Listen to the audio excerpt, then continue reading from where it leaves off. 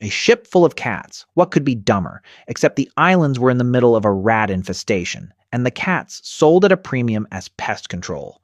And at this point, something changed. They weren't laughing at Dexter anymore. They were starting to study him, uneasy, because somehow every attempt to prove he was an idiot kept turning into evidence that he wasn't. So they stopped trying to be clever and reached for the most obviously, definitively stupid idea that had ever existed. They told him to ship coal, of all things, to Newcastle, and you have to understand what a savage insult that was. Newcastle was the coal capital of the world, so overflowing with it that carrying coals to Newcastle was already a phrase meaning to do something completely pointless. It was the townsfolk's masterpiece, the single most obviously doomed trade imaginable. Dexter shipped the coal, and his ships arrived in the middle of a miners' strike. The mines had stopped. The coal capital of the world had, for the first time in memory, run out of coal, and here came Dexter's ships, loaded with the one thing a desperate city needed and could not get.